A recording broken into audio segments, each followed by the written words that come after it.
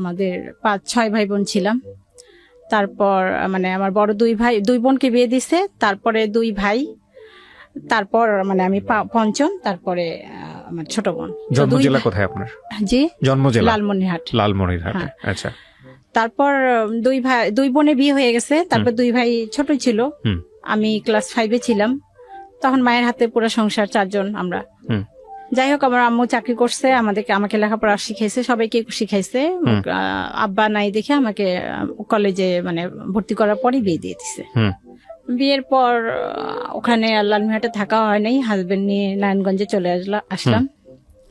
এখানে তো বেবি হলো, ছেলেটা হইলো রিফাত, যাকে নিয়ে বলতে চাচ্ছি। ও হওয়ার পর 8 বছর পর আর একটা ছেলে হইলো, আর রিফাতের বয়স এখন 25 বছর, আর একটা ছেলের বয়স এখন 17 বছর। রিফাত যখন ক্লাস 10-এ পড়ে, রিফাত ছোটবেলায় খুব ভালো ছিল, খুবই ভালো, শান্তশিষ্ট, ভদ্র, ব্রেন ভালো ছিল। ক্লাস 10-এ ওঠার পর ও আর স্কুলে যায় না। টেস্ট দিছে, টেস্ট পরীক্ষা যখন দিবে তখন আর ও স্কুলে যায় না, হঠাৎ করে। হ্যাঁ, তো আমরা জানতাম না। ওর ক্লাসমেটরা এসে বললো যে আন্টি ও স্কুলে যায় না। ও কি ব্যাপার, ও তো সকালে স্কুলে বের হয়ে যায়, বিকালে 4টার সময় ঠিকই বাসায় আসে। তখন আমি খোঁজ নিলাম, গিয়ে দেখি বা জানতে পারি যে ওই কোনো আপনার কি ওই পুকুর এই টাইপের কোনো নীরব নির্জন জায়গায়, জনমানবহীন নীরব নির্জন জায়গায় চুপ করে বসে থাকে। এটা আপনি খোঁজ নিয়ে জানলেন নাকি আপনি গিয়ে বের করলেন? হ্যাঁ, জানার পর আমি নিজে গিয়ে দেখছি, চুপচাপ বসে ছিল, ব্যাগটা স্কুল ব্যাগটা পাশে ছিল। কোথায় ছিল এটা? কোথায় ফার্স্ট টাইম কি দেখলেন আপনি সেটা বলেন। পুকুরের পাশে, গাছের নিচে। আবার কোন মসজিদের ছাদের উপরে কোনায় চুপচাপ, যেখানে কেউ যায় না, নীরব একদম, মানে মানুষের মধ্যে থাকবে না। তারপরে বাসায় আনার পর কোনো বাড়ির ছাদে, 5তলা বা 6তলা এরকম ছাদে, তারপরে নিয়ে আসলাম যে কি ব্যাপার, না আমার স্কুল ভালো লাগে না, আমি স্কুলে যাব না। ওর কথাবার্তা, ও কোনো মানুষ আসলে ঘরের মধ্যে ও কারোর সাথে কথা বলবে না, মুখটাকে আড়াল করে রাখবে। তো আর একটা আমার বই ছিল, মৃত্যুর পরে কিয়ামতের আগে, এই বইটা খুব পড়তো, আর কেউ আসলে ওই বইটা দিয়ে মুখটা ঢেকে রাখতো। নামাজ কালাম পড়া শুরু করলো হঠাৎ করে। তারপর এখন আশেপাশে সবাই বললো জিন ধরছে, পড়িতে আসক্ত, এরকম কিছু। তারপর ওই এলাকার যত দূর যেখানে বলছে, কবিরাজ, আলেম, মসজিদের হুজুর, ইমাম সাহেব, যে যেখানে বলছে সব জায়গায়। ঠিক আছে, হ্যাঁ। তারপরে আর ও তখন থেকে ওর সন্দেহটা শুরু হয়েছে। ওই আমরা যেমন একটা হুজুর নিয়ে আসি, দেখাই যে না এটা, ওই বলে যে এই হুজুরটা ভালো না, ওই হুজুরটার কাছে চলো, ওইটা জিদ, ওই দিকে ওর মানে ওই যে সন্দেহটা ওখান থেকে শুরু। ওটাই ওর মনে করতেছে যে ওইটাই ঠিক হবে, তারপর আবার সেখানে যাই। আবার এরকম টিভিতে যদি দেখে বা রেডিওতে কোথাও শুনে যে টিভিতে এরকমের অ্যাড থাকতো যে চট্টগ্রামের হুজুর বা ওই যে 7তলা এরকম হুজুর থাকে, কিস্তিতে ইয়া করে, ওগুলা দেখে ওইটার জন্য অস্থির, মানে বাসায় ওইটা নিয়ে আমাদের সাথে হইচই করতো। ওইটা একরকমের জিদ হয়ে গেছে ওর, আবদার বা বায়নাগুলা মিটানো, এটা একরকমের, ওটা না করলেই বাসার মধ্যে অশান্তি সৃষ্টি করতো, বকাবকি করতো, গালাগালি করতো। তারপর ওইরকমই করার পর দেখি যে না, আমার কাছে মনে হলো যে এটা তো ওর শরীর সবকিছু ঠিক আছে, অথচ এরকম বলতেছে। আমি আবার হুমায়ুন আহমেদের বই পড়তাম, সাইকোলজি, তখন আমার কাছে কেন যেন মনে হলো এটা কোনো মনের রোগ হইতে পারে, এরকম কিছু। তারপর যে চট্টগ্রামের কোনো হুজুর টিভিতে যদি অ্যাড দেখে যে অমুক হুজুরের কাছে বা ওইরকম কোনো ইয়ার কাছে গেলে ভালো হবে, ওইটার জন্য বায়না করতো, প্রচুর বায়না করতো। তারপরে ওকে আমরা নিয়ে আসলাম যে না, ঢাকা পপুলার নিউরোলজি ডাক্তার দেখাইলাম। আচ্ছা। ওখানে দেখানোর পর উনি যে মেডিসিন গুলা দিল, তারপর ওগুলি 2-3 দিন খাওয়ার পর ওর মানে একটা সাইড এফেক্ট থাকে, যেটা আগে বুঝতাম না, এখন বুঝি। বমি টমি করতো, গ্যাস ট্যাস হতো, এরকম অজ্ঞান হয়ে পড়ে থাকতো, খুব প্রচুর বমি টমি করতো, আর শরীর এত মানে উইক দেখা যেত এতটাই। তখন ওইটা বন্ধ করলো, ও খাইতে চাইলো না, আমিও আর বুঝি নাই তখন যে না খাওয়াইলে সমস্যা হতে পারে, আমিও বন্ধ করছি। যে ছেলে এরকম হলো, যে না তাহলে মনে হয় মানুষ যেটা বলে জিন পড়ে এরকমই কিছু হতে পারে। তারপর আবার ওই আর একটা বায়না করলো কি যে ওর মুসলমানি করানো হয়নি, আমরা ছোটবেলায় যে মুসলমানিটা করছি এটা এক ধরনের ওর মানে সন্দেহ, যেটাও সন্দেহ করবে ওইটাকেই। হ্যাঁ, আপনাদের ছোটবেলায় যেটা হয়েছে সেটা ওর মনে করতেছে ঠিক নাই, মনে করতেছে যে ও যেটা মনে করবে ওটাকেই সঠিক মনে করে, যে সেটা ওর পরের বিষয়। আপু কি বললো ঠিক নাই? হ্যাঁ, হয়নি, আবার নতুন করে করতে হবে। আচ্ছা। তো বুঝাইলো, বুঝে না, ঠিক আছে কোথায় করবা, তখন একটা ফার্মেসি লোককে দেখাই দিল, সেই লোকের কাছে ওর বাবা নিয়ে গেল। ওই লোক ওই দিন বিকালে ছিল না, হ্যাঁ। তখন আর আব্বু বললো এই লোকটা নাই, তাহলে আরেকটা ফার্মেসির দোকান পাশে আছে, ওনাকে দেখাই। তো ওনাকে দেখাইছো, উনি বলছে ঠিক আছে কালকে নিয়ে আসেন, 1000 টাকা লাগবে। ঠিক আছে, এটা আরো 7-8 বছর আগের ঘটনা। হুম। তারপর ও পরের দিন রাত্রে ও আসছে, ও সকালে ওর আব্বু ডিউটিতে যাবে 8টার সময়, ও বকতেছে ওর আব্বুকে, বাজে বাজে বকা দিতেছে। যেগুলো কখনো করে নাই। হ্যাঁ, যে তুই আমাকে নিয়ে গেলি না, মানে যত রকমের রাপ ভাষায় বলা যায়, যেগুলো উচ্চারণ করা আমার পক্ষে সম্ভব না। হ্যাঁ। তো ওর আব্বু বলতেছে আমি তো নিয়ে গেলাম, সেই লোক ছিল না, আমি কি করব বলো। হ্যাঁ। এই কথা বলার সাথে সাথে ও উঠে ওর আব্বুকে মানে গেট দিয়ে বের হইছে, এরকম বের হইছে, ও একটা ঘুষি দিছে। হ্যাঁ, যেটা কখনো এর আগে করে নাই। 7-8 বছর আগের গল্প। 10 বছর 10 বছর আগে বলতে গেলে। ওকে। হঠাৎ করে ঘুষি দিছে, ও খুবই ভালো ছিল, হঠাৎ করে এরকম ঘুষি, আর ওর ঘুষির আওয়াজটা এমন হয়েছিল 3 তলা থেকে সবাই চলে আসছে। ওরে বাবা। এত বৃষ্টি আওয়াজ হয়েছিল, এত মানে মনে হয়েছিল যে ওর সাথে 10 জন মানুষ ওর সাথে পারবে না।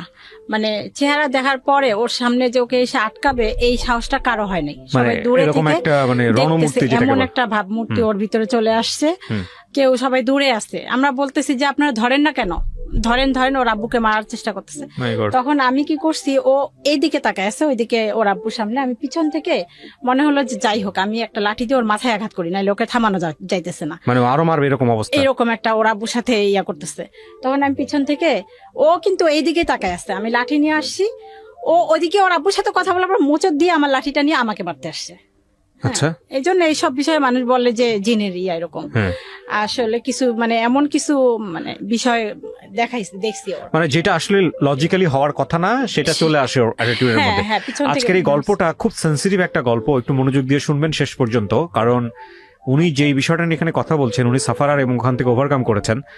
তো আমার মনে হয় যে সবার একটু মনোযোগ দিয়ে শোনা উচিত, কারোর সন্তানের যাতে এই রকম সমস্যা হলে বা পরিবারের মেম্বারদের যদি এরকম সমস্যা হয়, আজকের এই গল্পটা থেকে আপনারা অনেক বড় একটা সাজেশন পাবেন। জি, তারপর কি হলো? তারপর ও আমাকে যখন মারতে আসলো, আমি তো ও জানি যে ও একটা মাইর দিলে আমি শেষ, কিভাবে যেন কেউ একজন এসে ধরে আটকাইতে পারছে তখন ওকে। ওর আব্বুই মনে হয় আসছে সাহস করে। তারপর আমি চিন্তা করলাম যে না, এ সম্ভবত গাঁজা টাজা খাইছে, নাইলে এরকম উত্তেজিত হবে কেন, এরকম কোন নেশা টেশা করছে, চলো আমরা একে পুলিশে দিয়ে আসি। তারপর আমরা ওকে নিয়ে থানায় গেলাম। মানে ও ছিল ও ছিল ওর আব্বু সহ থানায় গেলাম। ওনারা বললো যে থানায় যে যাচ্ছেন ও কি জানতো যে আমাকে থানায় নিয়ে যাওয়া হচ্ছে? হ্যাঁ, জানতো। আচ্ছা, তা ও কি বলতেছিল? ও কিছুই না, ওর কোনো ভয় ভীতি, কোনো ফিলিংস, কোনো আবেগ কিচ্ছু নাই। আচ্ছা, একটা রোবট।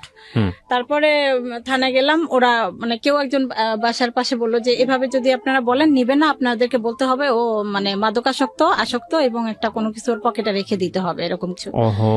এখন এটা তো খুবই কঠিন। ওই রাতটা, ওই দিনটা যে আমার কিভাবে কাটছে এটা কাউকে বুঝাইতে পারবো না, যে আমার ছেলেকে আমি মিথ্যা একটা কথা বলে পুলিশের কাছে ধরাই দিচ্ছি, কারণ আমরা সেফে থাকার জন্য। কিন্তু কোনো একটা মা মিথ্যে কথা বলতেছি যে জিনিসটা কি একটা নেশা জাতীয় একটা ওষুধও নিয়ে আসছে ওর আব্বু, যে ওইটা বিছানা রাখবে, পুলিশকে বলবে যে ওইটা খায়। সেই রাতটা অনেক কষ্টেই গেছে। যাই হোক, তারপর ছেলেকে ভালো ভালো খাওয়াইছি, কালকে ছেলেকে নিয়ে যাবে পুলিশ এসে। তারপর পুলিশ আসলো, তো আল্লাহ পাকের অশেষ রহমতে পুলিশটা সম্ভবত খুব ভালো লোক ছিল। আমি পুলিশ আসার পরে আমি বাইরে গিয়ে মানে আমার ছেলে মনে হয় মারা গেছে এরকম আমি ডেকে নিয়ে আসছি, আমি কান্নাকাটি করতেছি বাইরে। তো পুলিশ এটা শুনছে হয়তো বা, তখন ওর মাকে ডেকে নিয়ে আসেন, আমাকে নিয়ে আসছে। কি ব্যাপার, আপনি নেই নিজে গেলেন, আবার আপনি কান্নাকাটি করতেছেন? তখন আমি বলে ফেলছি যে স্যার, ওর তো এটা জানি না। তখন উনি বললো যে এরকম তো মানসিক সমস্যা, এটা হইতে পারে, আপনারা ডাক্তার দেখান। উনি আমাদেরকে পাঠাই দিল। মানে উনি নিল না, অ্যারেস্ট করলো না। উনি নিজে ওই মুহূর্তে আমার ছেলেকে বললো যে আপনি নিয়ে যান হাসপাতালে। তখন আমি পিজি হাসপাতালে নিয়ে আসলাম। পিজি হাসপাতালে নিয়ে আসার পর ওখানে ওরা ভর্তি করতে বললো। এর আগ পর্যন্ত ডাক্তার কবিরাজ সমস্ত, এর আগ পর্যন্ত শুধু কবিরাজের কাছে, শুধু নিউরোলজি ডাক্তার দেখাইছে। তখন ওইটা অনেক আগে, তারও 1-1.5 বছর আগে। তারপরে মেডিকেলে নিয়ে আসলাম। মেডিকেলে নিয়ে আসার পর ওখানে ওরা 10 দিনের জন্য ভর্তি রাখলো, এবং ডাক্তার আমাকে তখন ওরা জানাইলো যে আপনার ছেলের একটা রোগ, এই রোগের নাম সিজোফ্রেনিয়া, মানসিক রোগ, প্যারানয়েড সিজোফ্রেনিয়া। Paranoid schizophrenia. কত বছর আগে এটা জানলেন?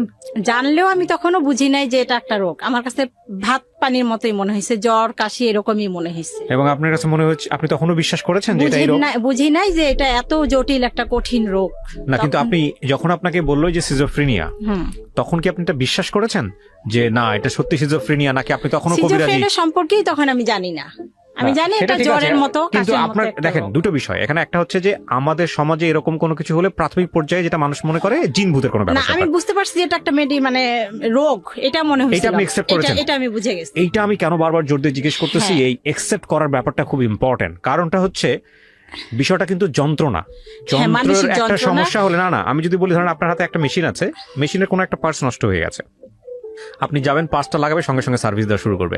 মানুষের কিন্তু এরকম না। মানুষের যদি জ্বরও হয় সারতে অ্যাটলিস্ট 3 দিন সময় 3 লাগে। দিন লাগে। আর মানুষের মধ্যে যখন অস্থিরতা কাজ করে তখন কিন্তু মানুষ একটা পথ্য বেছে নেয় না, বিভিন্ন রকম। কেউ যদি বলে ডাক্তার ডাক্তার, কেউ বলে যে যেখানে কবিরাজ। বলে সেখানে মনে হয় যে গেলে Right. ভালো হবে। আর আমাদের সমাজে সাধারণত এই ধরনের প্রবলেম বৈজ্ঞানিকভাবে সমাধান করতে চায় না কেউ, রাইট। জিনভূত মনে করেই ওইখানেই পড়ে থাকে। এই জন্যই আমি আপনাকে জিজ্ঞেস করছিলাম যে আপনি মেডিকেল হ্যাঁ। সায়েন্সটা একসেপ্ট করেছেন কিনা। এটা আমি প্রথমেই একসেপ্ট করছি। ওকে, তারপর যেহেতু আমি ওই যে হুমায়ুন আহমেদের বইগুলো পড়তাম সাইকোলজিক্যাল, প্রথমেই আমি করছি। কিন্তু শুধুমাত্র আমি করলে হবে না, আমার পরিবার ওরা কোনোভাবেই একসেপ্ট করেনি। করেন এ পর্যন্ত, এখন পর্যন্ত বলতে গেলে অনেকেই করে নাই। আচ্ছা। আমার আশেপাশের লোক করে না। ওদের কথা অনুযায়ী তখন বলবে কেমন মা, আমরা বলতেছি অমুকের কাছে নিতে, তমুকের কাছে নিতে, এখনো নিচ্ছে না। তখন থেকে আমি আসি যে সাইকোলজি কোনো ডাক্তার যদি দেখি আমি তাহলে দেখাবো। তো যাই হোক, পুলিশকে আবার আমি এখানে একটা কথা আড়াল করতে মানে ভুলে গেছিলাম। পুলিশকে আমি পাশে বারান্দা দিয়ে চুপ করে ডেকে বলছিলাম যে স্যার ওর না এরকম না, ওর মানসিক রোগ আছে। ওর আব্বুর আড়ালে, ওর আব্বু তো ওইটাই চাচ্ছে যে ওকে দিবে, অ্যারেস্ট করে নিয়ে যান। হ্যাঁ দিবে। ওর আব্বু বুঝে না, এখনো বুঝে না। কিন্তু আমি যেহেতু বুঝছি, আমি ওনাকে চুপ করে জানলা দিয়ে ডেকে বলছিলাম, ওর আব্বু ঘরে ছিল। তখন উনি বল ঠিক আছে আপনি ভিতরে আসেন। আসার পরে উনি তারপরে এই যে পাঠাইলো ওর আব্বুর কাছে বলে। তারপর খাওয়া দাওয়া ঘুম এগুলোর মধ্যে কোনো দেখছিলেন ওই হ্যাঁ, সময়টাতে? ঘুম ছিল না, ওই সময়টাতে ঘুমাইতো না? কোনো ঘুম ছিল না। সারা রাত বাইরে যাইতো, ছাদের উপরে চুপ করে বসে থাকতো। আপনার পুকুরে মানে একটা বিল্ডিং এর পিছনে যে নোংরা জায়গাগুলা থাকে, আবর্জনা মানুষ লোকে করে ত্যাগ করে, ওই রকম জঘন্য জায়গার মধ্যে এভাবে হেলান দিয়ে এভাবে পড়ে থাকতো। রোদ আসতো, বৃষ্টি হয়তো, কোনো অনুভূতি ছিল না ওর ভিতরে যে এখন রোদ হচ্ছে, বা সারাদিন না খাইতো না, এরকম করতো। এরকম একটা অবস্থা। ওকে জিজ্ঞেস করেছিলেন যে তুমি কোনো ধরনের কোনো মেয়ের প্রেমে পড়েছো কিনা, সে মেয়ে তোমার কাছে এরকম কিছুই না। জিজ্ঞেস করেছিলেন আপনারা? হ্যাঁ, বহুবার। আচ্ছা, এরকম কোনো কিছু না। আর এগুলা দেখলে ওইগুলা হলে তো আমরা বুঝতামই, তখন তো ফোন টোন ছিল না। তারপরে ডাক্তার কাছে নিয়ে আসার পর ডাক্তার আমাকে বললো, তখনও বুঝছি যে একটা মানসিক রোগ, এটা সেরে যাবে, কিন্তু এটা যে সিজোফ্রেনিয়া জটিল এটাও বুঝি নাই। তখনও বুঝছি যে ঠিক আছে এটা মানসিক রোগ। তো আনার পর ভালো হইলো, অনেকদিন ভালো থাকলো। তখন বললো যে আমি আর স্কুলে পড়বো না, আমি চাকরি করব। উনি বলতেছিলেন? ও বলতেছে যে আমি চাকরি করব। আচ্ছা, ঠিক আছে চাকরি করো। চাকরিতে জয়েন করার 3-4 মাস পর ওখানেও আবার। কোথায় জয়েন করলো? ওই আমাদের নারায়ণগঞ্জেই আচ্ছা, একটা গার্মেন্টসে চাকরি করলো। ওখানে 2-3 মাস করলো, করার পর ওখানে আবার ওর ভিতরে যে ও চাপ নিতে পারে না, এটা আমি তখনও বুঝতে পারিনি। ও কোনো চাপ নিতে চায় না বা চাপ নিতে পারে না, সেই ধৈর্যটা ওর নাই। তখন ও ওখানে চোখ বড় বড় করে আর ছাদের উপরে উঠে, এই সূর্য থাম, এই সূর্য তুই ওঠ, আর তো এই দেখ আমি সূর্যকে খাচ্ছি, আমি সূর্যকে এখন গিলে খাবো, এরকম কথা বলতো। ওই যারা ওর অন্যান্য স্টাফ ছিল ওগুলা দেখে মালিকের কাছে বলার পর ওকে না করে দেয় যে এই ধরনের কেন কথা বলে। ওকে। হ্যাঁ, আর ওই পিএম বা যারা উপরে আছে, আপনাকে তো আমি চিনি, আপনি হযরত মুহাম্মদ সাল্লাল্লাহু আলাইহি ওয়াসাল্লাম আমলের সেই লোক, আপনি তো আবু বকর, হ্যাঁ আসসালামু আলাইকুম বলে পায়ের মধ্যে লুটায় সালাম করতো, এরকম করতো। আর বাসায় যখন নিয়ে আসলাম রাত্রেবেলা, পাগল যেটাকে বলে, মানে পাগলই রাস্তার মধ্যে যেরকম উস্কো খুস্কো, ওইরকম একটা চাদর হেসরাইতে হেসরাইতে যাইতো। আর কি ব্যাপার বাবা, তোমার চাদরটা তুমি সারা রাস্তায় ঝাড়ু দিতে দিতে নিয়ে আসতেছো, এরকম ময়লা হইতেছে, এগুলি পবিত্র মাটি, এগুলি পবিত্র ধুলা, এই জন্য আমি এগুলা সঙ্গে নিয়ে আসতেছি। এরকম তুমি কে, তোমাকে তো আমি চিনতেছি না, তুই কে রে? ওর ভাইকে বলতেছে, ওর বাবাকে বলতেছে তুই কে, আমাকে বলতেছে তো ও তোমাকে আমি চিনতে পারতেছি, তুমি আমাকে জন্ম দিছিলা, এই জন্য তুমি সেই হিসাবে তুমি আমার মা, তুমি আমাকে এই পৃথিবী জন্ম না, তুমি আমাকে এই পৃথিবীতে আনছো, এই জন্য তুমি আমার মা, তা তোমাকে আমি ছাড়বো না, চিন্তা করো না, তোমাকে আমি জান্নাতে নিব। ও নিজেকে খুব মানে বিরাট বুজুর্গ বা পীর এরকম কিছু একটা ভাবতো। দেখেন এরকম কথাবার্তা বললে তো মানুষ এমনিতেই মনে করবে যে ওর সাথে জিন আছে। হ্যাঁ। তারপরে আমরা রান্নাঘরে কাজ করতেছি, ও কেউ গেল এমন ভাবে আসসালামু আলাইকুম বলে, মানে জিনেরই কণ্ঠ, এমন একটা মোটা কণ্ঠ, এরকম ভয়ঙ্কর কণ্ঠ শুনে যারা পাশাপাশি আরো থাকি তারা সবাই চলে আসে। সবার জীবনটা অতিষ্ঠ হয়ে গেল না ভিতরে, খুব ভয়ে থাকা, তটস্থ থাকা। আপনাদের ফ্যামিলি মেম্বারদের কি অবস্থা ছিল এই সময়? ফ্যামিলি মেম্বার বলতে আমি তো অল টাইম ওর সাথে, ওর আব্বু তো সকালে যায়, রাত্রে আসে 11টা। আর ভাই বোন, আর বাকি ভাই বোন গুলো? ছোট ছেলেটা তখন স্কুলে পড়তো, এই যে এইটা, ওর বাইরের দিকে অত ইয়া নাই। তারপরে এরকম করলো, তারপরে চাকরি চলে গেল নারায়ণগঞ্জে? চাকরি চলে গেল। তারপর আরেকটা কোথায় যেন ও নিজেই ঢুকলো। আচ্ছা। ঢুকার পর বলল, তুমি আমাকে বিষ খায় মারতে চাও, ভাতের সাথে বিষ দিছো বা শরবতের সাথে পানির সাথে, এরকম করছিলেন নাকি এরকম? তোমাদের ওইটা তখন করি নাই। বাট আপনি জীবনে এরকম একটা স্টেপে গেছিলেন? এখন করতেছি, কি বল? এখন করতেছি। ওইটা তখন করি নাই, এখন বলবো এটা পরে। তো ভাতের সাথে পানির সাথে বিষ মিশাইতেছো, ওষুধ মিশাইতেছো, এগুলা তো তোমার কাছে আমরা থাকবো না, আমি থাকবো না। 1 মাস পরে যখন বেতন পাবে, ওই তার আগের দিন বলতেছে 6 তারিখে বেতন পাবে, 5 তারিখে আমি তোমাদের সাথে থাকবো না, আমি অন্য একটা মহিলার বাসায় ঠিক করছি, ওখানে থাকবো, ওখানে খাবো। তোমরা আমাকে ভাতের সাথে ওষুধ মিশায় মারতে চাইতেছো, তুমি আমার ক্ষতি করতে চাইতেছো। ভাতের সাথে কি ওষুধ মেশাতেন ওই সময়টাতে? মেডিসিন দিতেন? না, তখন মিশাইতাম না। আচ্ছা। তখন ওগুলা বুঝতাম না। আচ্ছা। তো আমাকে ক্ষতি করতে চাইতেছো, আমাকে পানি পড়া খাওয়াইছো, ওই যে কবিরাজ টবিরাজ এসব পানি পড়া খাওয়া। আমরা তখন বলতাম, তোর বাবার কোনো সম্পত্তি আছে নাকি, বা তোর তো কোনো সম্পত্তি নাই, যদি সেই সম্পত্তি থাকতো সেই জন্য আমি হয়তো বা করতাম। কোন কারণে করব বাবা তুমি বলো, বুঝানোর চেষ্টা করতাম। ও কোনো কাউন্সিলিং এর কাজ হতো না। সত্যি যেদিন বেতন পাইছে সেই দিন রাত্রে আর বাসায় আসে নাই। তো সারা রাত তো টেনশনে, আমরা খুঁজে কোথাও পাই না, কোথায় গেল। তো ভাবলাম যে যেহেতু বেতন পাইছে, কালকে অবশ্যই চাকরিতে যাবে। চাকরির স্থলে গেলাম। গার্মেন্টসে কাজ করতো? গার্মেন্টসে চলে গেলাম। গার্মেন্টসে আমি গেলাম, গেটের দারোয়ানের সাথে অনুরোধ করে বললাম যে ও আসবে, আমাকে একটু এখানে বসতে দেন। ওনারা আমাকে বসতে বললো। তারপর ছেলে আসলো, আর আমি ওর আব্বুকে জানাই রাখলাম, তুমি কিছু লোকজন নিয়ে আসবা, ওকে ধরে নিয়ে বাসা যাইতে হবে। তারপর যে ওর আব্বু লোকজন নিয়ে ওকে ধরে নিয়ে বাসায় আসলো। বাসায় আসার পর ওই যে টাকাটা নিয়ে নিলাম আমরা, কারণ টাকাটা থাকলেই তো আরো এদিক ওদিক গিয়ে নষ্ট করবে। নিয়ে নিলাম, সেইটাই হচ্ছে বড় অপরাধ। কেন টাকা নিলাম? ওই 6,000 না, ওর কাছে 6 লাখ টাকা। ওটা এখনো বলে কেন টাকা নিচ্ছ। আচ্ছা।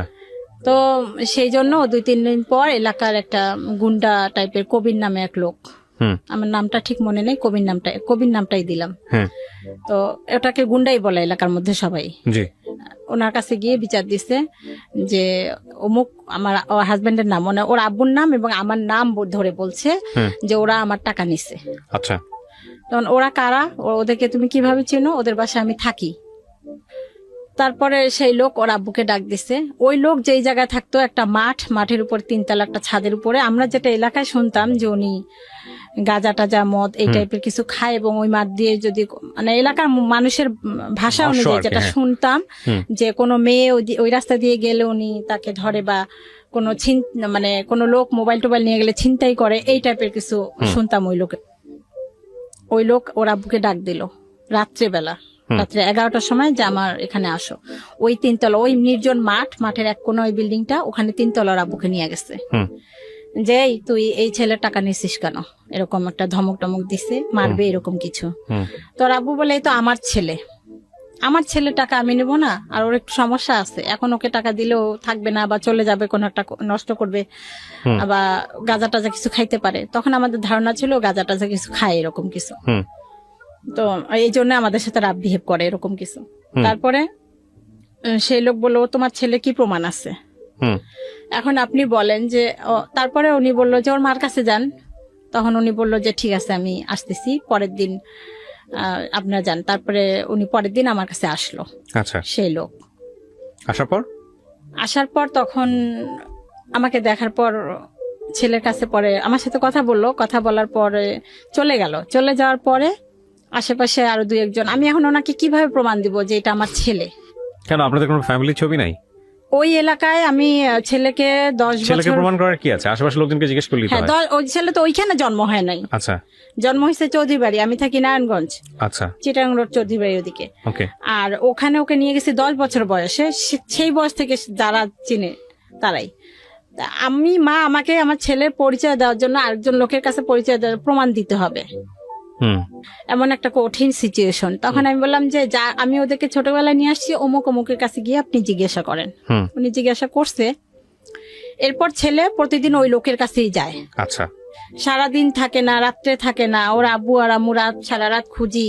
রাত্রে একটা কুকুরও যদি ঘেউ ঘেউ করে, মনে হয় যে রাস্তায় হয়তো বা ওকে কেউ মারছে, কেউ খুন করছে, হয়তো বা রাস্তায় লাশটা নিয়ে কুকুর চিল্লাচিল্লি করতেছে, টানাহাসটা করতেছে, এরকম একটা টেনশন থাকে। ওর আব্বুকে বলে ওর বন্ধুর বাসায় বা যত যাদের সাথে খেলাধুলা করতো তাদের বাসায় গিয়ে দরজার সামনে লাইট জ্বালা জুতা চেক করতাম যে এর ঘরে আমার ছেলে আছে কিনা। অত রাতে তো ওকে ডাকা যায় না, কার না কার ঘরে গেছে, কোথাও খুঁজে পাইতাম না। পরে শুনতাম, দিনের বেলা পরে শুনতাম হয়তো ওই ফরিদ ওই লোকের কাছে গেছে, অথবা পরে আস্তে আস্তে দেখলাম যে ও কোনো বাড়ির ছাদের চিপায় চুপ করে শুয়ে থাকে রাতের বেলা, বা কোনো মসজিদের ছাদের চিপায় নির্জন এলাকায় এরকম চুপচাপ শুয়ে থাকে, বাসায় আসবে না, বা দিনে সারাদিন নাওয়া খাওয়া নাই।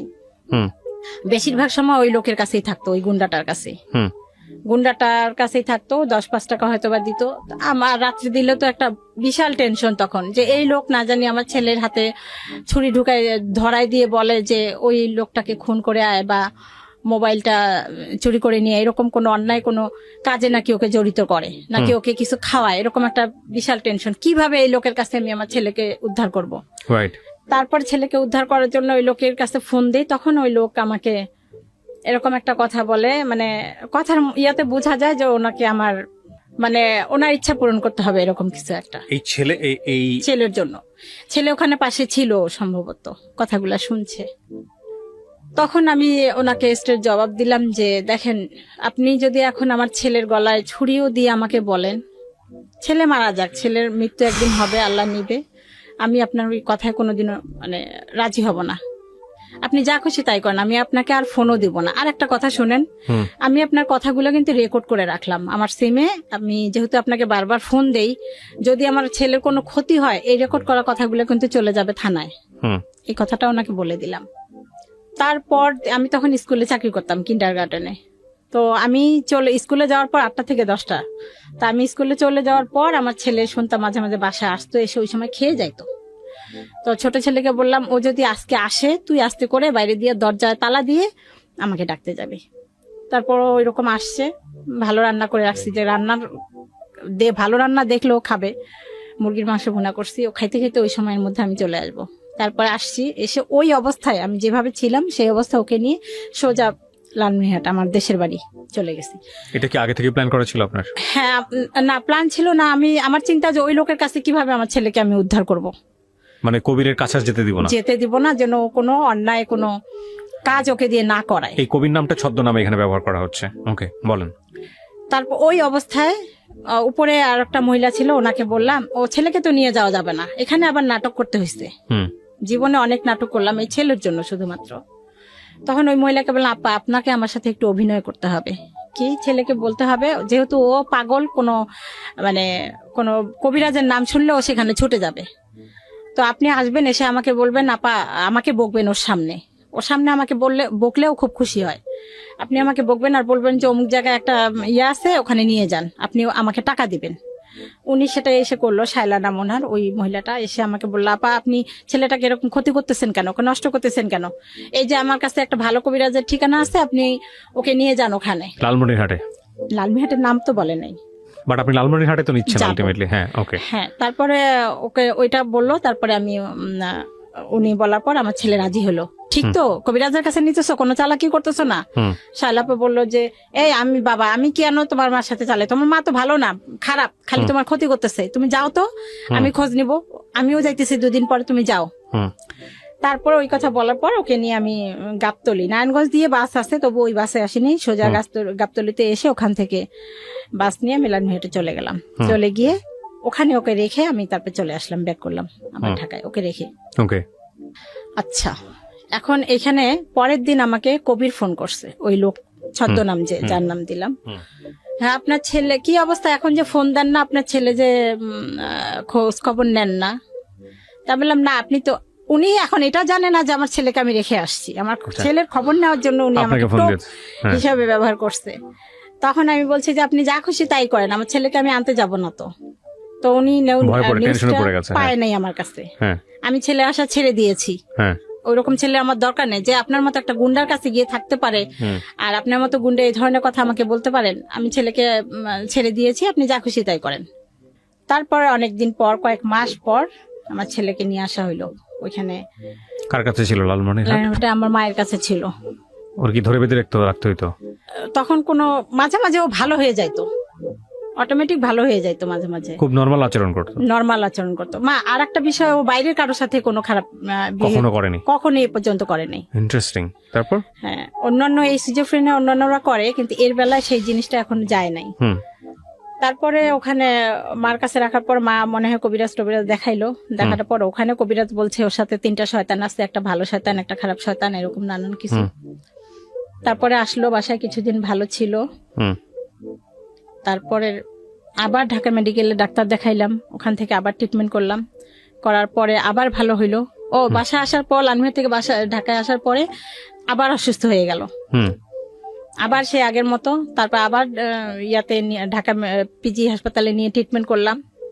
ট্রিটমেন্ট করার পর আবার সুস্থ হইলো, মানে কিছুদিন ট্রিটমেন্ট করলে ভালো থাকে, আবার কিছুদিন পর ও যখন ভালো হয়ে যায় তখন আর ওষুধ খাইতে চায় না।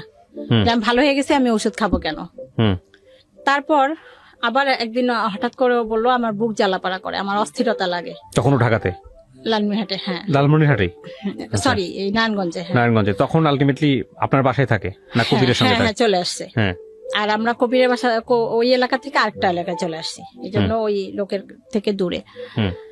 তারপর আমার বুক জ্বালা পরে, আমার অস্থির অস্থির লাগে, মানে ঘরে আসে 5 মিনিট বসে, ভালো লাগে না, আবার বাইরে যায়, মনে হয় যে বাইরে গেলে ভালো লাগবে, আবার বাইরে গিয়ে আবার সারা এলাকা টোটো করে ঘুরে, আবার মনে হয় যে না ঘরে গেলে ভালো হবে, ভালো লাগবে, আবার ঘরে আসে, এরকম অস্থিরতায়। তারপরে লেখাপড়া তো একেবারেই বন্ধ, ক্লাস 10-এ উঠে বন্ধ। তারপরে একদিন ওকে আমি বললাম কি আমার সিমটা বিকাশ করতে হবে, চল তো বাবা যাই, পাশেই দোকান, 2 মিনিটের রাস্তা। ওকে নিয়ে গেছি, আর ওই ছবিটা নিতে মনে নেই, বাবা তুমি ছবিটা নিয়ে আসো, এমনি নর্মাল, কিন্তু ওই যন্ত্রণার কথাগুলো বলে। আমি বিভিন্ন রকমের ফার্মেসি থেকে ফাইল টাইল এটা সেটা আইনা খাওয়াই, যে গ্যাস্ট্রিকের কারণে হইতে পারে, এরকম গ্যাস্ট্রিকের ফাইল বা গ্যাস্ট্রিকের ওষুধ টষুধ আইনা খাওয়াইতেছি, কোনো কমতেছে না, এরকম সবসময় বলতেছে আমার কেন জানি বুকে জ্বালা পড়া লাগে। তো ও এরকম বলতেছে যে বুক জ্বালা পড়া করে অস্থিরতা লাগে, এর মধ্যে চলাফেরা করতেছে, খাচ্ছে, ঘুমাচ্ছে। তো আমি তো ওই যে ডাক্তার ফার্মেসি থেকে ওষুধ টষুধ এনে খাওয়াচ্ছি, যে বুক জ্বালা পড়া করে কিসের। তারপরে একবার হাসপাতালেও নিয়ে গেলাম ডাক্তারের কাছে, যে এটা ফিজিক্যালি কোনো সমস্যা হইতে পারে।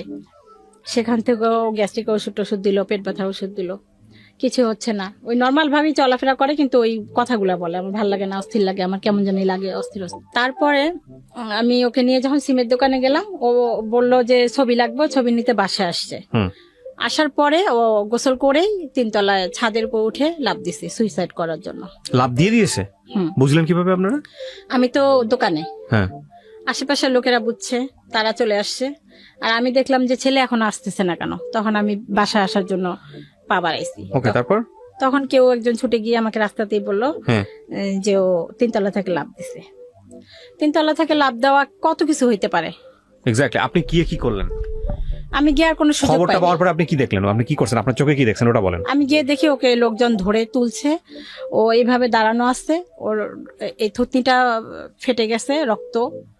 তখন আমি কান্না করি নাই, যে আমি যদি এখন কান্না করি আমার ছেলে এখন কেউ নাই, কে যাবে, কে ট্রিটমেন্ট করবে। আমি কান্নাটা কেমন যেন আল্লাহ পাকে আমার ভিতরে মানে একটা শক্তি বা সাহস দিচ্ছে।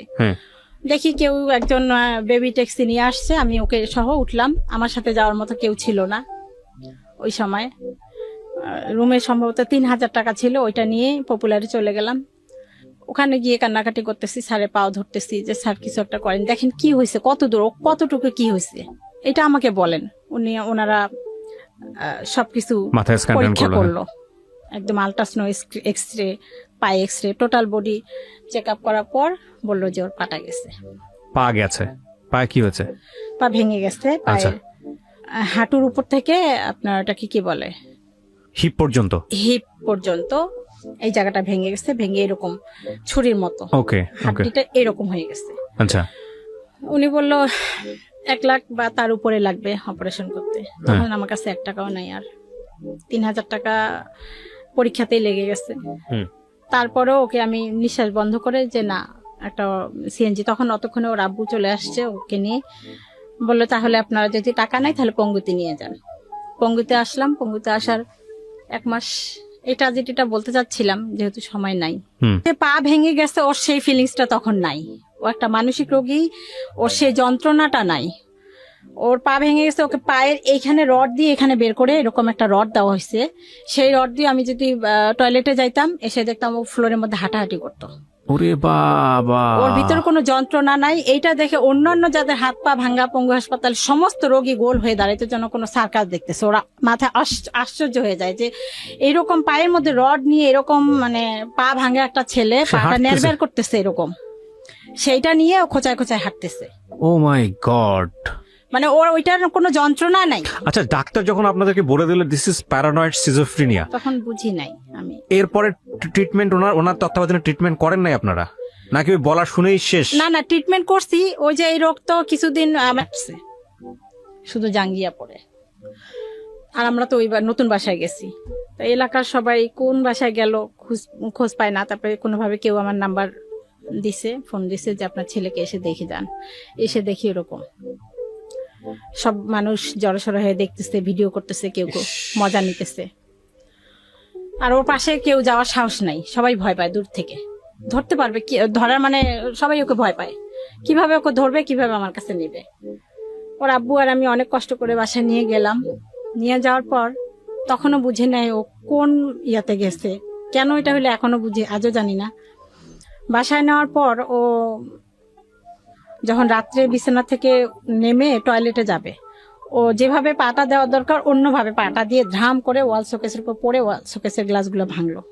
ইচ্ছা করে ভাঙে নেই, কিন্তু পড়ে গেছে। অ্যাবনর্মাল, ওর শরীর একদম লুজ হয়ে গেছে। আবার আমরা ধরতে যাই, শুধু এইটুকু মনে আছে আমাদেরকে এইভাবে বলতেছে সর, মানে আওয়াজও বেশি একটা না, মুখ জড়ায় জড়ায় কথা বলতেছে। আবার ও অন্যদিকে হাঁটতেছে, যেদিকে বাথরুম সেদিকে না গিয়ে অন্যদিকে হাঁটতেছে, সেখানে পড়ে যাচ্ছে। ড্রেসিং টেবিলে পড়ে ড্রেসিং এর গ্লাসগুলো ভেঙে ফেললো। তারপর জোর করে ধরে যখন বাথরুমে নিলাম, ওই কলের পরে কলটা ভেঙে ফেললো। তারপর নিয়ে আসলাম, তখন বললাম যে ও তো খাইতে দিলাম, ও খাওয়া এখানে ভাত, ও অন্য জায়গায় হাত দিচ্ছে। তখন মনে হলো মানে ওর ব্যালেন্সটা নাই, ছেলের চোখগুলাই চলে গেছে, এরকম মনে হচ্ছিল। চলেই গেছিল তখন প্রায়, মানে ও চোখে কিছু দেখে না। আচ্ছা, আপনি আজকে কথার মাঝখানে একবার বলে ফেলেছেন যে মাঝখানে মনে হতো যে ওকে সুইসাইড করার জন্য বা ওকে মেরে ফেলার জন্য কোনো স্টেপ নিতেন আপনারা, যেটা আপনি বলতে চাচ্ছিলেন, আপনি বলেছেন, এখানে রেকর্ড আছে। এটা আপনি মাথা নাড়ালে হবে না, তাহলে ব্যাখ্যা করতে হবে ঘটনাটা কি। হ্যাঁ, আমি যেটা বলছিলাম, ও যখন বলতো যে তোমরা আমাকে বিষ খায় মারার চেষ্টা করতেছো, সেই বিষটা কি, আচ্ছা, সেইটা ও যেটা সন্দেহ করছে সেই সন্দেহটা এখনো আছে, সেটা এখন করতেছি। সেটা বিষ না, সেটা ঔষধ। আচ্ছা আচ্ছা, সেটা আপনি ব্যাখ্যা করতে চাচ্ছিলেন। হ্যাঁ। তো এরকম হতো, সহ্য তো মানুষের একটা শেষ আছে। আমার নিজেরও একটা বাচ্চা আছে, আমি জানি যে এক্সট্রিম লেভেলে করলে ওর মা মাঝে মাঝে দুই একটা চল লাগাই দেয়। হ্যাঁ, এবং প্রথম দিকে আমি একদমই ওটা সাপোর্ট করতাম না, কিন্তু মাঝে মাঝে মনে হয় যে আচরণ শেখার জন্য কিছুটা প্রহার প্রয়োজন আছে, নইলে একদম এক্সট্রিম লেভেলে চলে যায়, ওয়াইল্ড হয়ে যায়। কিন্তু আপনি কি কখনো গায়ে হাত তুলতেন এই যখন এরকম আচরণ করতো? সেই মানে সেই ইয়াটাই ছিল না, ওকে ধমকও দেওয়া যাইতো না, ও 4টা ধমক দিত। মানে নিতে পারতেন, মানে ও যদি কিছু করবেন আমরা যে করবো সেই সাহসটাও আমাদের ছিল না। ওর এমন ভাবমূর্তি হয়েছে, যে মানুষ মৃত্যুর পরোয়া করে না, তাকে আপনি শাসন করে কি করবেন? হ্যাঁ, কথা তো এখানেই। একদিন আমি এই তুই এই কাজটা করলি কেন, এখানে একটা থাপ্পড় দিছি। হ্যাঁ, ও আমাকে সাথে সাথে এখানে একটা থাপ্পড় দিছে, আমার কানটা এখনো ফাটা, ভিতরে পড়া ফুটে গেছে। মানে সাধারণ কথার মধ্যেই কেন তুই আমার গায়ে হাত তুললি, আমি তখন বুঝি না যে ওই রকম এক্সট্রিম লেভেলে চলে গেছে। যাই হোক, তারপরে কি হলো? সেই রাত্রে তারপর ওই অবস্থা, তখন আমি দেখলাম যে ও চোখেও দেখে না, ওর মধ্যে কোনো ব্যালেন্স নাই। ওকে তখন ওকে আমরা বাঁধার চেষ্টা করলাম। ওর আব্বু আর ছেলে ঘুমাই গেল, একবারের মধ্যে ওর আব্বু আর ছেলে ঘুমাই গেছে। তখন ও আমাকে ওকে আমি বুঝাইতেছি, দোয়া টোয়া পড়তেছি, তখন ও আমাকে বলতেছে, আমার পায়ের কাছে বসে বলতেছে, আম্মু।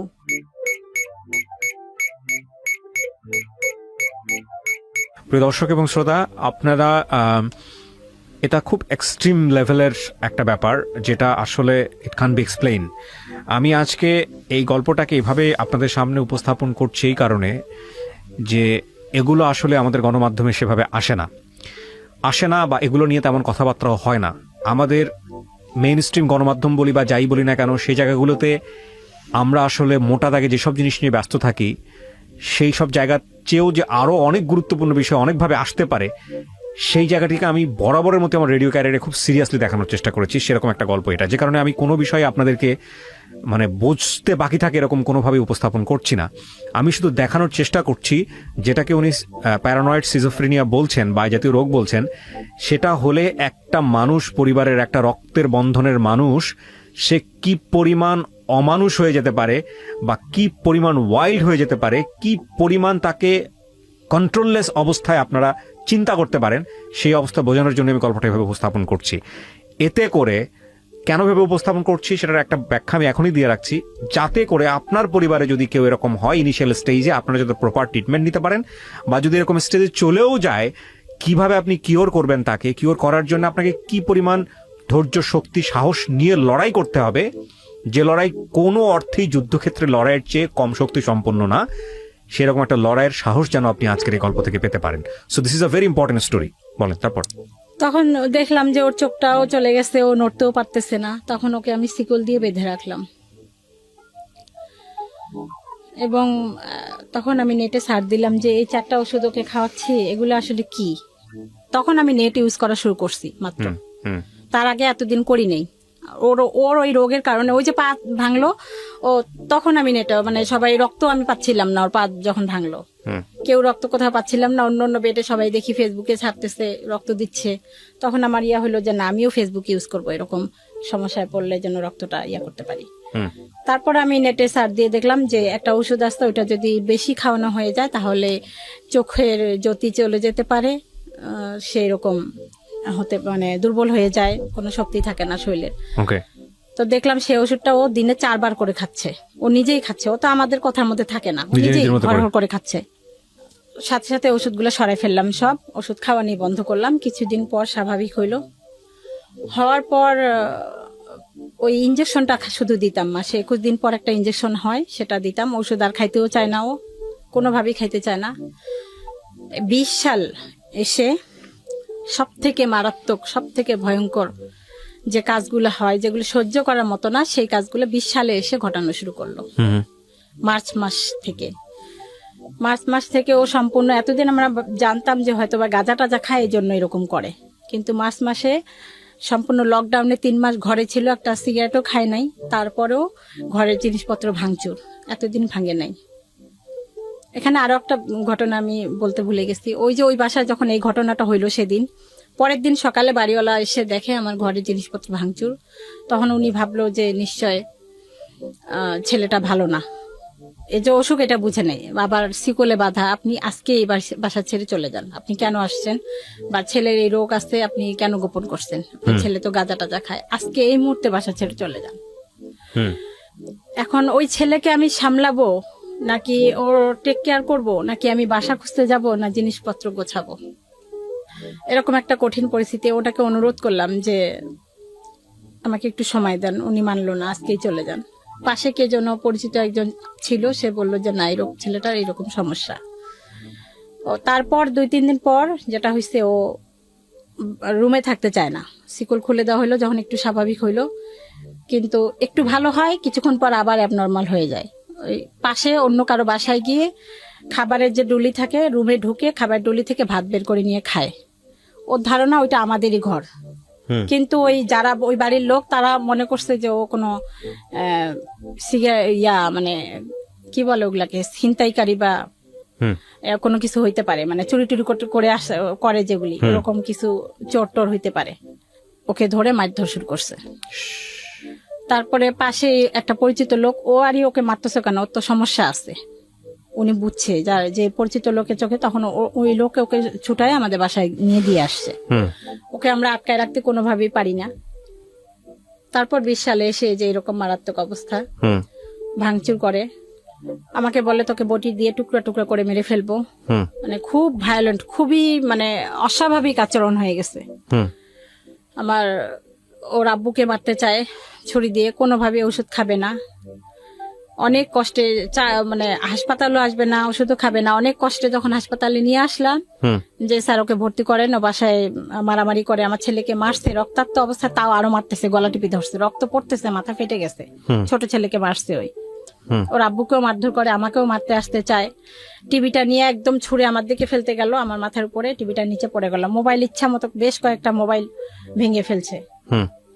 এত উদ্ধত, এত মানে এখন আর কোনোভাবে কন্ট্রোল করা যায় না। 20 সালে এসে কোনোভাবেই আর ওকে কন্ট্রোল করতে পারতেছি না, চূড়ান্ত পর্যায়ে চলে গেছে। ওকে প্রিয় শ্রোতা, ছোট্ট একটা বিরতি নেবার আগে আপনাদের সবার জন্য বলছি, ঢাকা এফএম এর আরো একটি ইউটিউব চ্যানেল যেখানে আপনারা আমাদের এই অনুষ্ঠানগুলোর ভিডিও কন্টেন্ট দেখতে পাবেন। আপনারা সবাই চ্যানেলটি সাবস্ক্রাইব করুন। আমাদের চ্যানেলটির ঠিকানা হচ্ছে www.youtube.com/ilovedhakafm। আমার এই অনুষ্ঠানগুলোতে যদি আপনি অংশগ্রহণ করতে চান, আমাদেরকে ফোন করবেন। আমাদের ফোন নাম্বারটি হচ্ছে 09611904904। আমি আবারও বলছি 09611904904। ওকে, ছোট্ট একটা বিরতি। জীবন গল্প।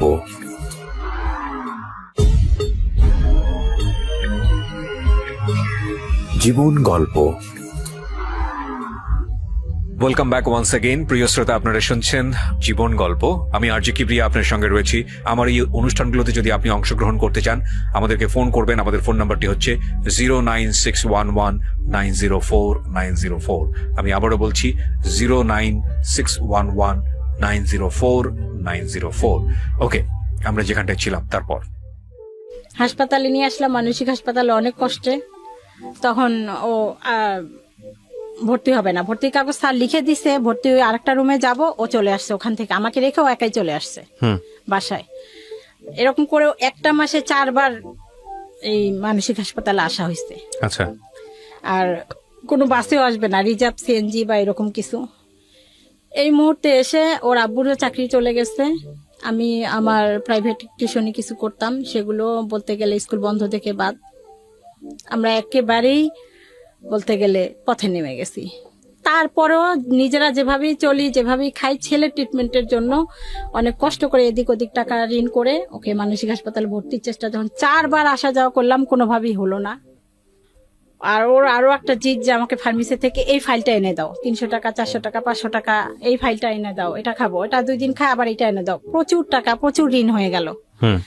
কোনোভাবে আর পারতেছি না। তখন ফেসবুকে আমি একটু ছাড়লাম যে আমি আর কি করব, আর পারতেছি না। এখন হয়তোবা আমার নিজেকে শেষ করার মতো একটা পরিস্থিতিতে আমি চলে আসছি, এরকম একটা কিছু লিখছিলাম। তখন আমার ফেসবুকে কিছু মেয়ে ফ্রেন্ড এরা ওখানে পোস্টে কমেন্ট করছে যে আপু, আপনাকে অনেকদিন থেকে দেখি, আপনি প্লিজ লজ্জা পাবেন না, আমাদেরকে একটু নক দিয়েন। তখন নক দিলাম। ফারজান আহমেদ তনু আপু, উনি অস্ট্রেলিয়া থাকে, উনি 40,000 টাকা পাঠাইলো। সেই টাকা নিয়ে তারপরে ওকে কিছু ঋণ দিলাম। দেওয়ার পরে আরো একটা বোন পাঠাইলো 20,000 টাকা। এরকম 3-4 জন পরে 7-8 জন টাকা পাঠাইছে। সেই টাকা দিয়ে হাসপাতালে আবার আসলাম, এসে ভর্তি করলাম, পেইন বেডে ভর্তি করলাম। ওখানে 20 দিন রাখার পর ওরা রিলিজ করে দিতে যাচ্ছে। ওখানে হাসপাতালেও ঘটনা ঘটছে, অন্য যারা মানসিক রোগী তারা আমাকে মারছে, নার্স মনে করে মারছে না আপনাকে। হ্যাঁ। তো যেহেতু সময়টা কম, তাই শর্ট করে বলতেছি, ওরটাই বলতেছি। তখন 20 দিন পর ওরা রিলিজ করে দিচ্ছে। আমি বললাম যে আপা, ও তো, ডাক্তারকে বললাম যে ও তো ভালো হয়নি, আপনারা দেখতেছেন ভালো, কিন্তু বেডের মধ্যে আমার সাথে রাব বিহেভই করতেছে, ও কন্ট্রোলে আসে নাই, তো ও তো ওষুধ খাচ্ছে না। আপনার শুধু 3টা ওরা ইনজেকশন দিয়ে যায়, কিন্তু এসে ওষুধ খাওয়ায় না। ওষুধ খাওয়ার জন্য ওখানে ওই ঝড়ঝাপটা, ওষুধ খাবেই না। ওর বাসাতে তখন এই যে লাস্ট এই যে এই আসে, তুমি পানির মধ্যে আমি ওষুধ মিশাইছি, ভাতের মধ্যে ওষুধ মিশাইছি, পাতিল ভরা ভাত সব বাইরে ফেলে দিত, পাতিল ভরা মাংসের তরকারি সব বাইরে ফেলে দিত। মানে তখন ওষুধ মিশিয়ে মিশিয়ে খাওয়াতেন? না, তখন খাওয়াই নেই। আচ্ছা। তখনও খাওয়াইনি, তখন ওইটাও বুঝিনি, ফেলে দিত। ওর সন্দেহ, আর এতগুলা ভাত আমরা সবাই খাবো, সেটা কিভাবে আমি ওষুধ মিশাবো? রাইট। দেখা যায় আমি রান্না করছি, দুপুরে একটু পরে খাবো, ও তার আগে খাইতে গেছে, খাওয়ার পরে বলতেছে তুই ভাতের সাথে ওষুধ মিশাইছিস কেন, বলে সব ভাত ফালা দিছে। এত অত্যাচার করার পর ওর গায়ে হাত তুলতেন না আপনারা? এটা আমি কোনো ইয়া নাই, ও মানে স্কোপ নাই ওকে একটা তুই ধমক দিয়ে কথা বলার স্কোপ নাই, এখনো নাই। এখন যে কন্ট্রোলে আসছে আলহামদুলিল্লাহ, এখনো নাই। যদি কখনো আবার আপনার কাছে আসতে পারি, ওকে নিয়ে দেখবেন একটা কোন রকমের রাগ হয়ে কোনো কথা ওর সামনে বলা যাবে না, এখনো না। এখন আমাদেরকে মানে খুব নম হয়ে থাকতে হয় ওর সামনে, খুব নীরব, খুব সাইলেন্ট এখনো থাকতে। কিন্তু ডাক্তার তো আপনাদের কোনো না কোনো সাজেস্ট করেছিল, কোনো না কোনো কিছু বলেছিল, কিছু কি বলেছিল? ওষুধটা নিয়মিত খাওয়াই যাবেন, লং টাইম আজীবন ট্রিটমেন্ট করতে হইতে পারে। ওষুধ খাওয়ার পরেও মাঝে মাঝে এরকম উত্তেজিত হইতে পারে, হবে। আর ওর সাথে ওর চাহিদাগুলো, মানে ওর মতে মতে থাকার চেষ্টা করবেন। ওর মতে মতে থাকা মানেই টাকার খেলা। ও কোনো ড্রাগ নেয় পরবর্তীতে কি না। আইডেন্টিফাই করলেন? না না, ড্রাগ নেয় না। আচ্ছা, মানসিক হাসপাতালে যখন রাখলাম 20 দিন পর, তারপরে ওনারা রিলিজ করে দিল। দু একদিন আমি দোষ হচ্ছে যে 2-1 দিন আমি বাসায় চলে আসছিলাম, ওরা গার্জিয়ান রাখতে বলে। ও বাইরে কারো মানে অন্য বেডের কারো কোনো ক্ষতি করে না, তারপরও গার্জিয়ান চলে গেল কেন? আমাকে বাসা সামলাইতে হবে, আমার টিউশনি ছিল, ওই জন্য রিলিজ করে দিল। নিয়ে আসার 7টা দিনও ভালো থাকলো না। তখন অন্য আমি এখন কি করব, আমাকে ভিখারি হইতেই হবে, কোনো উপায় নেই। আমি আবার ফেসবুকে কিছু ফ্রেন্ডদেরকে নক দিলাম, ওরা সাথে সাথেই বললো যে আপনি যে বলছেন এটাই বিশাল। ওনারা কেউ 10,000, কেউ 15,000 এরকম টাকা পাঠাইলো। ওই টাকা দিয়ে আমি রিহ্যাবিলিটেশন সেন্টারে রাখলাম। অনেকে বললো যে ও গাঁজা খায়, বা ওই সেন্টারে মানসিক রোগেরও ট্রিটমেন্ট হয়, প্লাস মাদকাসক্ত দুইটাই হয়। ওখানে তখন রাখলাম। ওখানে 3 মাসের কোর্স একটা, সবাই বলে যে ওখানে গেলে ভালো হবে। ওখান থেকে ফিরে আসার 4-5 দিন ভালো ছিল। ওখানে ওদের সামনে সম্পূর্ণ ভালো, আপনি কথা বলবেন, আপনার বাইরে মানুষের সবার সাথে খুব ভালো, শুধু বাসায় আমাদের সাথে, মানে বাবা মা আর শত্রু, ওর মা শত্রু, বাসায় আমাদের সাথে ভালো না। ওখানে ওরা বলে তো ওষুধ খাচ্ছে এখন, নিজের থেকে নিজে খায়, আর সমস্যা নেই, নিয়ে যান। নিয়ে আসলাম। আর এতগুলা টাকা দিয়ে খরচ করে বারবার তো আমাদের রাখা সম্ভব না। নিয়ে আসার পরে 4-5 দিন ভালো ছিল, তারপরে আবার সেই বিহেভ। এখন আমি চিন্তা করলাম যে আর রিহাবে ওই একই ওষুধই 3 বেলা খাওয়ায়, মানসিক হাসপাতালে ওষুধই 3 বেলা খায়, একটা জায়গা আটকায় রাখে। আমি আমার ঘরকেই রিহ্যাবিলিটেশন সেন্টার বানাবো। আমি আপনাকে কিছু কোশ্চেন করি, হ্যাঁ? আপনি আমার কোশ্চেনের অ্যান্সার গুলো দেন, তাহলে আপনার গল্পের একটা জায়গায় আমরা আসতে পারবো। কত সালে প্রথমে এই রোগটা ধরা পড়ে ওর? আমার এটা 12 সালে মেবি। 2012 সালের দিকে। আজকে হচ্ছে 21 সাল, 9 বছরের গল্প আপনার। 9 বছরের গল্প 1 ঘন্টা তুলে নিয়ে আসা সম্ভব না, প্রথম কথা হচ্ছে এটা। এবং 9 বছরের গল্পের আপনি যদি একটা দিনের অনুভূতি বর্ণনা করেন, এটা আপনার ঘন্টার পর ঘন্টা লাগবে, এটাও আমি জানি। এখন আমি যেটা বুঝতে পারছি যে ও সাময়িক সুস্থ অবস্থার মধ্যে আছে। ওর বয়স কত হয়েছে এখন আনুমানিক? 25 বছর। 25 বছর। ওর কি বিয়ে শাদী দেওয়ার চেষ্টা করেছেন? এখন করতেছি। এখন করতেছেন। সমস্ত কিছু জানিয়ে যখন আপনারা যান স্টেপ নেন, তখন কি হয়? বিয়ের জন্য আপনারা কিভাবে স্টেপ নেন? লাইক পাত্রীপক্ষকে সমস্ত কিছু জানানো, ওরা ব্যাপারে জানিয়ে তারপরে স্টেপ নেন? হ্যাঁ, ও রাজি? এটাই বলছি যে ও এখন মোটামুটি স্বাভাবিক পর্যায়ে আছে। তো আমি এমন একটা মেয়ে চাই যে মেয়েটা খেতে পারে না, এরকম যে ঘটক তাকে বলছি যে এমন একটা অসহায় মেয়ে আমাকে এনে দেন, যে এসে যদি অনেক মেয়ে আছে যারা খেতেই পারে না, পরিবারে মা বাবা বা অন্য জায়গায় বিয়ে টি হয়ে গেছে, মানুষের বাসায় কাজ করে খাইতেছে, এরকম অনাথ নিয়ে আসেন, বা লেখাপড়া জানে না, আমি তাকে বাংলাটা শিখাবো, আরবিটা শিখাবো, তৈরি করে নিব আমার মতো। অন্ততপক্ষে যেন এটা ওর জন্য সোয়াব হয়, ওর জন্য ভালো হয়, আমার সোয়াব হবে। আমি তো আছি, আমার তো একটা মেয়ে নাই, মেয়েও লাগে। কিন্তু এখানে কথা হচ্ছে যে এরকম ফ্যামিলিতেও গেছে, তারাও নেয় না। আপনি সেটা বললেন, বাট আমি জানি না আপনার এই উদ্দেশ্য জায়গাটা, আমি জানি না আল্লাহ কার কপালে কি লিখে রেখেছেন, বাট আমি মনে করি এইভাবে চিন্তা না করে বরং অ্যাকসেপ্টেন্সের জায়গা থেকে নর্মালি ট্রাই করা উচিত। আপনার মনে হতে পারে যে একটা মেয়ে যে আসলে অনেক বেশি ঠেকা অনেক দিক থেকে, সে অন্তত এরকম একটা ছেলেকে মেনে নেবে, বিষয়টা এরকম না। বিষয়টা আসলেই এরকম না, বরং আপনি ফাইন্ড আউট করেন এরকম পরিবার, যে পরিবারে অন্তত এই রোগটা সম্পর্কে জানে, বা যারা অন্তত কোনো না কোনো স্টেজে সাফার করে গেছে, তারা রিলাই করতে পারবে। তো আমি নিঃসন্দেহে এটা একটা ভয়ঙ্কর রকমের যুদ্ধ। আমি গল্পের শেষে এসে কি মন্তব্য করবো আমি খুঁজে পাচ্ছি না। তবে কেউ যদি আপনাদের এই গল্প শুনে আপনার সঙ্গে কন্ট্যাক্ট করতে চায়, আপনি যদি তাকে অ্যাকসেপ্ট করেন, তাহলে লিবারেলি আমরা যেটা বলেছি অনুষ্ঠানের শুরুতে, আমরা সেই কাজটা করব, আমরা যোগাযোগ করিয়ে দিব। আর আমি আপনার সমস্ত কিছু এখানে পরিচয় গোপন রেখে, সমস্ত কিছু গোপন রেখে আমি এখানে উপস্থাপন করেছি। আমি চাই না কোনোভাবে আপনার সামাজিকতা ক্ষতিগ্রস্ত হোক। এবং মা হিসেবে আপনি যে কথাগুলো এখানে বলেছেন আপনার সন্তানকে নিয়ে, সেটা প্রশ্নাতীত ভাবেই আমরা বিশ্বাস করব, কারণ মা তো মাই। বাকিটুকু আপনি জানেন কতটুকু সত্য কতটুকু মিথ্যা। তবে আপনি যে ব্যাপারটা বলেছেন যে প্যারানয়েড সিজোফ্রেনিয়া, এটা যদি কেউ গুগলে সার্চ করে, ইউটিউবে সার্চ করে, তাহলে খুব ভালো করে ধারণা পাবে যে আসলে কি হয় এটা হলে। তো প্রিয় দর্শক এবং শ্রোতা, গল্পটা খুব অল্পতেই আমরা শেষ করছি। আপনারা কেউই হতাশ হবেন না, সারা জীবন জুড়েই আপনাদেরকে ট্রাই করতে হবে, এবং এই ট্রাইয়ের জায়গাটা যেন কখনোই আপনারা ছেড়ে না দেন, যদি সত্যিই মনে করেন এই মানুষটা আপনার জীবনের জন্য খুব গুরুত্বপূর্ণ। কিছু বলার আছে শেষে আপনার? আমি এটাই বলবো যে এই রোগ যদি কেউ বুঝতে পারে কোনোভাবে যে তাদের পরিবারে কারো মানসিক সমস্যা আছে, তারা কোনোভাবে যেন ট্রিটমেন্টটা ছেড়ে না দেয়। এটা সকলের কাছে অনুরোধ করে, মানুষ যতক্ষণ ডাক্তার না বলবে ততক্ষণ যেন ছেড়ে না দেয়, কোনোভাবেই না। যত ওষুধ খাওয়ার পর যত সাইড এফেক্ট হোক, সেটারও আবার ওষুধ আছে, ওগুলি সব খাওয়া। আর একটা হচ্ছে যে এই রোগীদের এই যে এখন মারতে চায়, খুন করতে চায়, ওষুধ একটা বেলা না খাইলে পরের বেলা আবার অশান্তি সৃষ্টি করে। আর এই ওষুধগুলো খাওয়াইতে আমার অনেক কষ্ট হয়। শিকল দিয়ে বেঁধে রেখে ওকে খাওয়াচ্ছি। এখন বাসায় আমি রিহ্যাবিলিটেশন সেন্টারের মতো করে নিছি, আশেপাশের লোকজনকে ডেকে ওকে শিকল দিয়ে বাঁধি, ও খায়, তারপর যখন নিস্তেজ হয়ে যায় তারপর শিকল খুলে দেই, এভাবে খাওয়াচ্ছি। কখনো এখন যেটা করতেছি ভাতের সাথে কখনো দিচ্ছি। ও বলতেছে, এতদিন বলেই আসছে, এখনো বলতেছে, তবু আমি দিচ্ছি, দিয়ে ওষুধের সাথে, স্যালাইনের সাথে, বিভিন্ন কিছুর সাথে দিয়ে ওর ওষুধটা কভার করতেছি। বিধায় আলহামদুলিল্লাহ এখন অনেক মানে ভায়োলেন্ট ভাবটা কমে গেছে। তো বাকি যে নর্মাল যে আচরণগুলা, আমাকে বকাঝকা করা, আমাকে মানে খুন করতে চায়, আমাকে বকা দেয়, গালাগালি করে, এগুলি কারণ আছে। কন্টিনিউয়াসলি তো আপনি তো ওর সাথে এগুলি থাকতেছেন আছে। অ্যাটাচমেন্টের জায়গাটা। যেহেতু এই রোগের কোনো মানে এই মানসিক রোগের কোনো পুনর্বাসন কেন্দ্র বাংলাদেশে নাই। শুধু 2টা হাসপাতাল, একটা মানসিক হাসপাতাল শ্যামলীতে আর একটা পাবনায়। শ্যামলীতে তো গার্জিয়ান থাকতে হবে, পাবনায় থাকবে না। পাবনায় দিও কি, আমি আমার আশেপাশে যাদের কাছে শুনলাম, ওরা পাবনা থেকে রিটার্ন এসে আজীবন ট্রিটমেন্ট করতেই হয়, আর ওরা ওষুধেই খাবে না। তাই সরকারের কাছে, মাননীয় প্রধানমন্ত্রীর কাছে আমার আকুল আবেদন, অনুরোধ যে এই ধরনের রোগীদের বাসস্থানের জন্য যেন একটা পুনর্বাসন কেন্দ্রের ব্যবস্থা করে। তাহলে আমার মতো এরকম অনেক মানে পরিবার আছে, তারা একটু স্বস্তি পাবে। কেউই চায় না যে পাকা রাস্তার মাঝখানে দাঁড়ায় থাকতে, যে এইখানে বাস আসতে পারে, ট্রাক আসতে পারে, সবসময় একটা আতঙ্কের মধ্যে থাকতে হয় ওকে নিয়ে, কখনো কোন কাজটা করে বসবে। রাইট। একটু সময় বের করে আজকে আপনার কাছে আসছি, এর মধ্যে বারবার ফোন দিচ্ছি এবং ও ফোন দিচ্ছে। এটা আমার ভিতরে অনেক একটা টেনশন, না জানি কি করতেছে। আজকে ডাবল ওষুধ খাওয়াই আসছি এই জন্য, যেন কোনো কিছু না করে। ওকে, প্রিয় দর্শক এবং শ্রোতা, শেষ হয়ে হলো না শেষ। অদ্ভুত এক গল্প।